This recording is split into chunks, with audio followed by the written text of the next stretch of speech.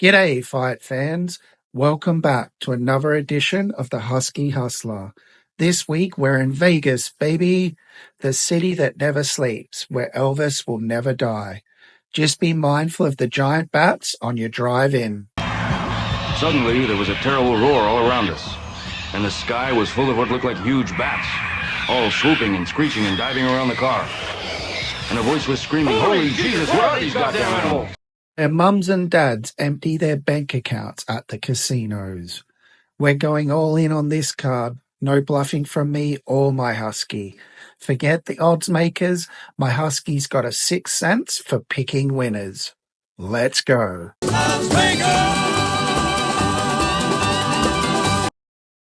Kicking off the card in the Featherweight division, we have John Castaneda versus Chris Gutierrez. John's path to victory is by pressuring Chris and making the fight a close-range battle.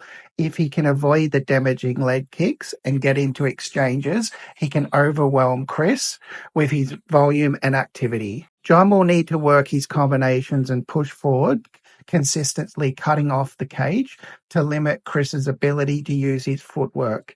His grappling could also come into play if he can secure a takedown and work on top control, as Chris has shown weakness in that area. Chris needs to control the distance using his powerful leg kicks to neutralize John's movement.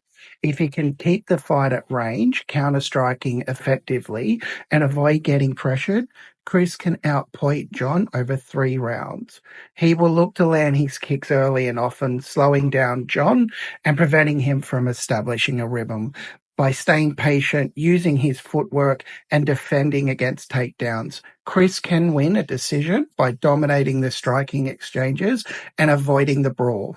Chris's technical striking, particularly his leg kicks, will be the deciding factor in this fight. However, I see John's ability to pressure and work his volume being the difference in this fight. Give me John Castaneda by decision.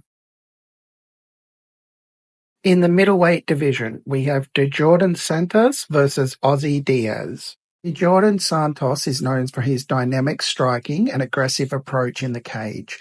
He's developed a reputation for his powerful punches and explosive finishing ability. His striking is fast and fluid, often overwhelming opponents with quick combinations and ability to mix in kicks.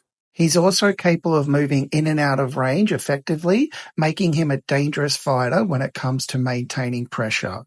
He is also well-rounded with a good understanding of takedowns and some solid ground and pound if the fight goes to the mat. His only loss came by a decision, which shows he's durable and can go the distance when necessary. Ozzy Diaz is known for his well-rounded fighting style and strong striking. He's shown a solid mix of boxing and kickboxing in his fights, with an emphasis on maintaining range control. He's more patient fighter than Santos, often looking to land clean, precise strikes when staying defensively responsible. While Diaz is effective on the feet, he's also demonstrating a willingness to use grappling when the opportunity arises. He's a solid wrestler with decent takedown defense and submissions in his back pocket. He also has the ability to control the pace of the fight, which often thrives when he can dictate the distance and set up his shots. Santos to win, he needs to push the pace and land his explosive strikes. He can get Diaz into a brawl and overwhelm him with combination. Santos is a good chance to finish the fight early by knockout or TKO. His speed and power will give Diaz trouble if he can close the distance effectively. Djorden wins by knockout in the second or third round. His speed and power will be too much for Diaz if he can close the distance and force him into exchanges, eventually landing a fight-ending blow. Meet Djorden Santos by round 2 KO.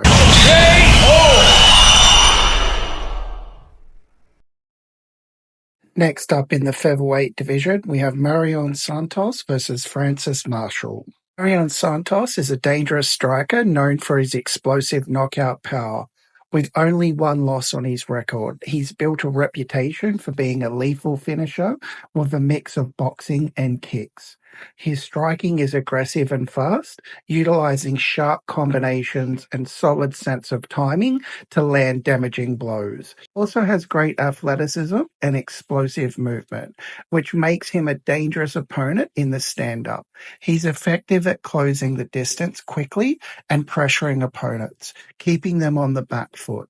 Although primarily a striker, he's shown some grappling skills and solid takedown defense, allowing him to keep the fight standing where he excels. His power, especially in his hands, makes him a threat at all times during the fight. Francis Marshall is a well-rounded fighter with a strong grappling base and a gritty, determined style. He's known for his ability to control the pace of the fight with his wrestling and top control. His stand-up game is improving, and while not as dramatic as Santos, he's a solid striking foundation with decent hand speed and combinations. However, his biggest strength lies in his ability to close the distance and secure takedowns. Once on the ground, he's effective at controlling his opponents, and his pressure and he's dangerous in the ground and pound. His cardio is also key factor as he's capable of pushing a strong pace throughout the fight, wearing down his opponents. He is tough and durable with a strong will to win, and he thrives when he can make the fight a gritty, grind-heavy battle. For Marshall to win, he needs to close the distance, using his wrestling to get the fight to the ground and control Santos there. If he can get past Santos striking and secure a takedown, he can use his ground and pound to neutralize Santos's power. He'll need to keep a strong pace, not giving Santos time to set his strikes. His durability and ability to grind through tough moments will be important. On the feet, he should avoid trading strikes with Santos for too long, instead looking to clinch and drag Santos into uncomfortable positions. If he can outwork Santos in the clinch and on the ground, he could secure a decision victory or possibly a late TKO finish. On the other hand, Santos needs to keep the fight standing and use his superior striking to outclass Marshall. He'll need to avoid Marshall's takedowns by maintaining distance, utilizing his footwork and speed, and stay away from the clinch. If Santos can keep the fight in the striking range, he can overwhelm Marshall with his fast combinations and powerful kicks. Given his knockout power, Santos has the ability to end the fight quickly, and if he catches Marshall with a clean shot, it could be all over. My final prediction, Mario Santos wins by KO in the second round. And in the featherweight division, we have Alex Morono taking on Carlos Leal. Alex Morono is a well-rounded fighter with high output, striking game, and solid grappling. Known for his ability to push the pace, Morono excels at mixing punches and kicks, using a volume-based approach to overwhelm his opponents. He has a durable chin, often taking damage but continuing to press forward with relentless pressure. He can also mix in his grappling effectively, using takedowns and transitions to control the fight, especially in the striking exchanges if they're not going his way. His cardio is one of his key strengths, allowing him to maintain a high pace throughout the fight, outworking his opponents over 3 rounds. While not a one-punch knockout threat, his combinations of speed, volume, and pace make him a tough opponent for anyone in the division. Carlos Leal is an aggressive, powerful striker with a penchant for finishes. He is known for his knockout power, especially in his hands, and has the ability to end the fight with a single strike. Leal thrives in pressure-based fighting, staying in his opponent's face, closing the distance, and looking for openings to land big punches and kicks. His striking is explosive and unpredictable, and he is capable of overwhelming opponents who try to stand and trade with him. He also possesses solid grappling and can mix in takedowns when necessary, although his main weapon is his striking. He is durable and has good conditioning, which allows him to maintain his aggression throughout the fight. He is at his best when he dictates the pace, forcing his opponent to engage in a firefight.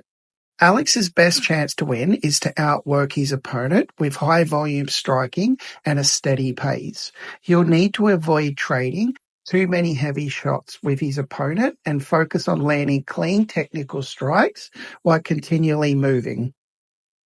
Alex can utilize his takedowns to mix up the fight and keep his opponent guessing. His grappling could be key in slowing down his opponent and taking him out of his rhythm. If Alex can avoid the power punches and keep consistent pace, he might be able to wear down his opponent over 3 rounds and win a decision. Carlos needs to pressure Alex and land his power shots. With his explosive striking and knockout ability, he'll look to catch Alex with clean shot, whether that be a punch or kick, and end the fight early. Alex is durable, but Carlos's explosiveness can break through if Alex stays too stationary and gets caught with big strike. He can utilize his clinch work and mixing in some takedowns to disrupt Alex's rhythm, but his primary weapon will be his knockout power. Carlos should look to control the pace, stay aggressive, and land powerful blows that Alex won't be able to recover from. Final prediction, Carlos wins by knockout in the second round. Cue that KO.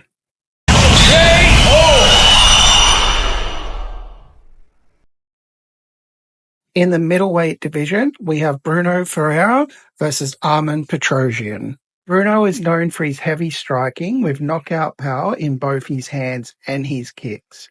He's aggressive in the stand-up, using his power to press forward and look for quick finishes. His striking is explosive, and he often relies on his athleticism and explosiveness to overwhelm his opponents. Armen Petrosyan is a highly skilled striker with a technical approach. His stand-up game is based on clean and precise strikes, with excellent conditioning of punches and kicks. He excels at controlling the distance with his footwork, and he's capable of switching between orthodox and southpaw stances to create angles and land strikes. Armen can win by controlling the range, using his superior striking technique to outpoint Brunno and avoiding the big shots. Armen can use his footwork and defensive movement and leg kicks to slow down Brunno and maintain distance. If he can keep the fight technical and avoid getting trapped in exchanges, he can win a decision or potentially get a finish later in the match. Brunno can win if he pressures Armen consistently and lands his power strikes by cutting off the cage, staying aggressive, and capitalizing on Armen's defensive mistakes or slowed movement. He could land a fight-ending blow. His hooks, uppercuts, and knees in the clinch are key tools for achieving a knockout, and if he can overwhelm Armen in those exchanges, he has the potential to secure a knockout finish. My prediction is Bruno the Hulk Ferreira wins by a knockout, and he does it in the second or third round. But for my prediction, round 2 knockout for the Hulk. Gone. Look at this back elbow. Boom! Right on the jaw. Twice, yeah? Oh my goodness. 2 different elbows. What a performance by the Hulk. Hulk! Smash!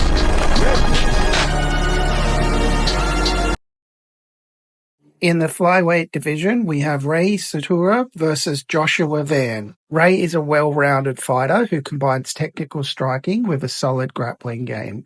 Ray has a balanced approach, able to adapt to different styles and switch between striking and grappling as needed. His striking is crisp and calculating, using a mix of punches and kicks to control distance and set up opportunities.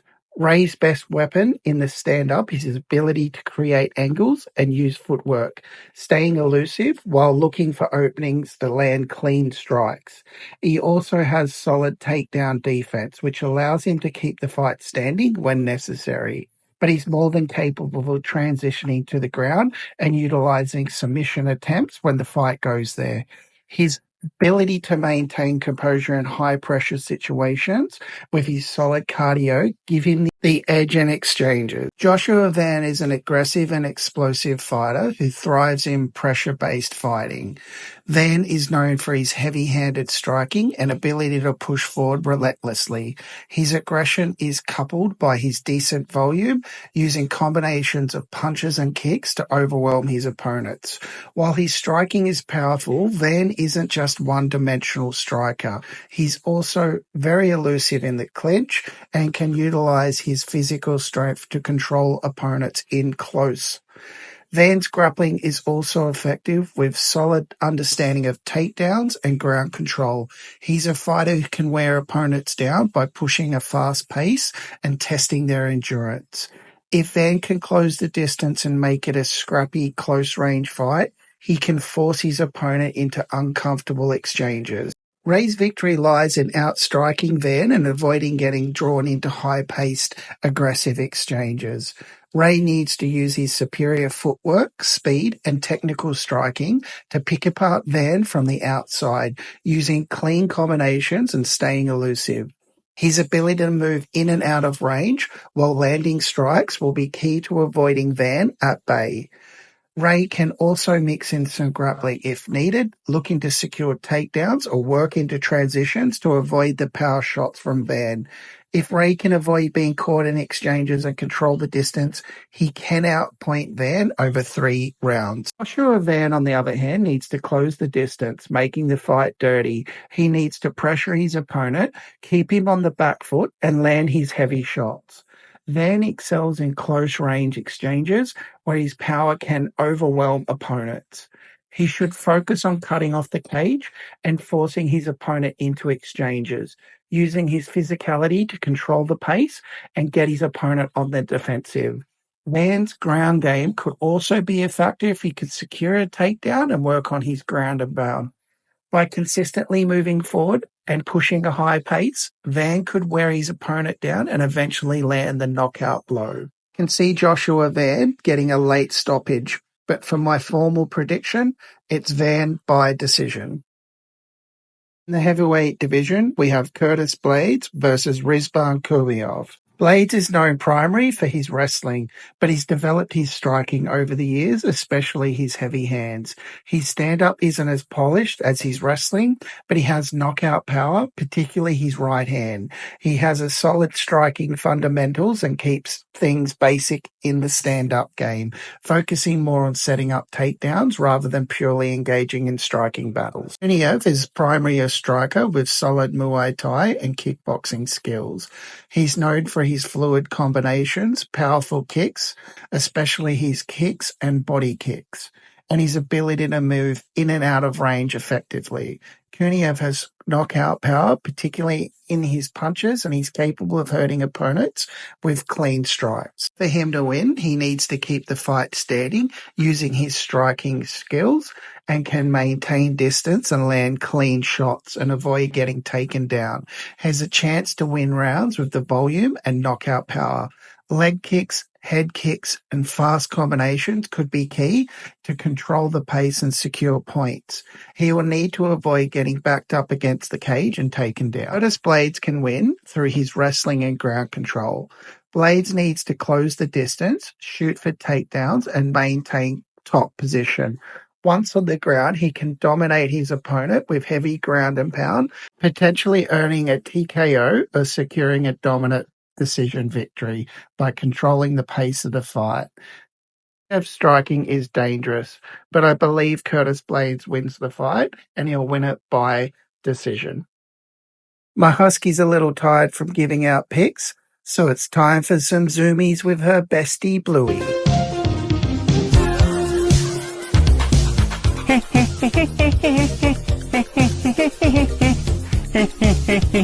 And then another. In the lightweight division, we have Mauricio Ruffy versus King Green. Wait, what? King? Give it to your king. He's not my king. There's only one king in Vegas, baby.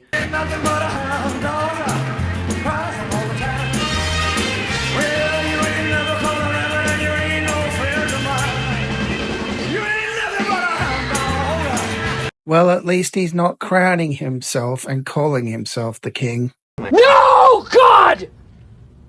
No! God, please, no! No! No! No! Green, King Green, known for his experience and versatility, has a striking style that blends technical striking with unorthodox movement. He's very well-rounded fighter with strong kickboxing base, good boxing, and decent power in his hands. Ruffy is a fast, explosive fighter with sharp striking skills. He tends to be very aggressive, throwing a mix of punches and kicks with speed and power.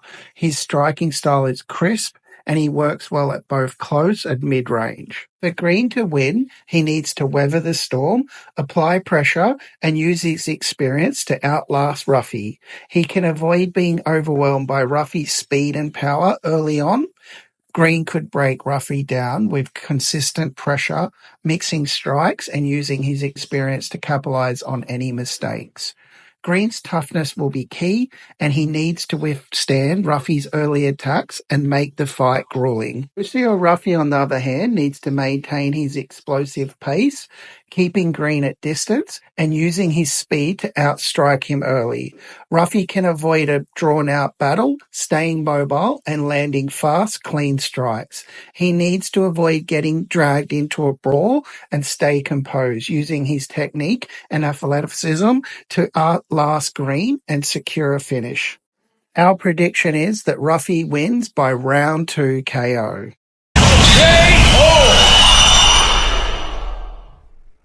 In the women's strawweight division, we have Iasmin Lucindo versus Amanda Lemos. Amanda is primarily known for her striking, particularly her power punches. She has a strong Muay Thai base and is fast, aggressive fighter with a knack for landing heavy shots. Her striking is very precise and damaging. She often looks for knockout opportunities. Lucindo is known for her fast, aggressive striking. She tends to be a volume striker, throwing lots of punches and kicks with high intensity. Her strikes come in rapid combinations, and she looks to overwhelm her opponents with sheer aggression. Amanda's path to victory is with her knockout power. She has the ability to land clean, precise shots that could end the fight early. Amanda will look to keep the fight standing, avoid the high-pressure exchanges, and land heavy punches or kicks. She can avoid being overwhelmed by Lucindo's volume and control the distance. She has the potential to finish the fight with a big shot. Iasmin Lucindo's path to victory is through her relentless pressure and high-volume striking. If she can overwhelm her opponent with constant combinations and control the pace of the fight, she could wear her opponent down. By staying aggressive and pushing forward, she could make her opponent uncomfortable and outwork her over 3 rounds. Lemos has the power to end the fight, but I believe it'll be Lucindo's pressure and volume which is more dangerous. Give me Lucindo by decision. And in the lightweight division, we have Ignacio Bondamondes versus Jalin Turner. This is a close one to call, so I'm going to refer to my husky. You really think Ignacio can handle Jalin's power?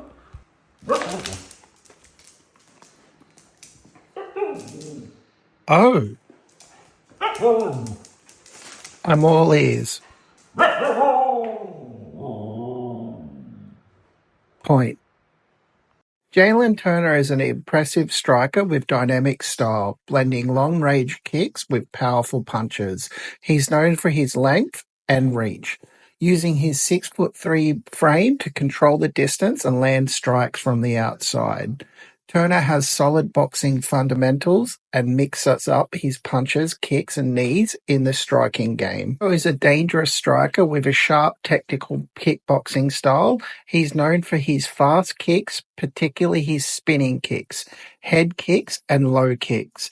Ignacio is creative in his attacks, often throwing a variety of kicks from different angles to catch his opponent off guard. Jalin can win with his striking power and reach by keeping his opponent at distance and landing clean, powerful strikes. Turner can hurt his opponent and potentially finish him early on. If Turner can avoid getting pressured into exchanges and keep his opponent from landing clean, he can use his knockout power to secure a win, either by decision or TKO. Mauricio to win, he needs to maintain a high pace with his striking and mixing up his attacks to keep Turner guessing by using his footwork, leg kicks, and high-volume strikes. He can wear Turner down over 3 rounds. His creativity and unpredictable striking should allow him to land more frequently and potentially leading to a decision win. My husky gets a treato for every correct pick, and she's telling me it's Ignacio by decision. In the light heavyweight division, we have the highly anticipated rematch between Justin Gaethje and Rafael Fiziev. This is, of course, my Huskies' Dog of the Week. And she's Mr. Miyagiing the hell out of this one. Man who catch fly with chopstick accomplish anything. Justin Gaethje is primarily known for his violent striking style. He's a brawler, willing to take a punch in order to land his own devastating strikes. He has heavy hands, great leg kicks, and throws powerful punches in wild combination. Rafael Fiziev is known for his clean technical striking. He has excellent Muay Thai with great head movement, precision, and the ability to land strikes from various angles. His striking is more fluid and controlled compared to Gaethje's wild style. Rafael's path to victory revolves around his ability to avoid getting caught up in a brawl and using his superior technique, movement, and footwork to pick apart Gaethje. He has the striking skills to outpoint Gaethje at range and potentially land a clean knockout if Gaethje overcommits and exposes himself. Rafael will need to avoid damage, maintain distance, and dictate the tempo of the fight. Rafael has the technical edge in terms of his striking and footwork. I think Justin's relentless pressure, durability, and the ability to make the fight chaotic makes him the advantage. Rafael will likely find success early on with his technical striking, but Justin's ability to take punishment and keep coming forward will break Rafael over the course of the fight. Every Justin Gaethje fight screams a war.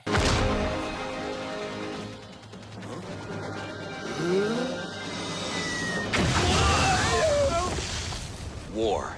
It's fantastic. Purpose of me and my Huskies pick, we're picking Justin Gaethje by decision. And in the main event, in the light heavyweight division, we have Magomed Ankalaev versus Alex Pereira. Alex is known for his incredible knockout power and precision. His experience as a kickboxer was a 2-time Glory middleweight champion and earned the title of one of the most dangerous strikers in combat sports. Alex is known for applying constant pressure and controlling the distance with striking and forcing his opponent to make mistakes. Magomed is a good striker in his own right, with solid Muay Thai background and excellent kicking technique. He's particularly dangerous with his straight punches, head kicks, and his ability to cut angles. Magomed is a very smart fighter, understanding when to press the action and when to control the pace of the fight. He's composed and tactical in his approach. Magomed can win by being patient, controlling the pace of the fight with his striking, clinching, and wrestling. If the fight goes into the later rounds, Magomed's superior cardio and well-rounded game will wear Alex down for a decision or possible late stoppage. Alex has already shown he can handle this style of fighter when he fought and beat Jan Blachowicz for a decision victory. But that was his first time in the light heavyweight division. He has been on an absolute tear ever since, knocking people out like it's Mike Tyson's Punch-Out on the Nintendo.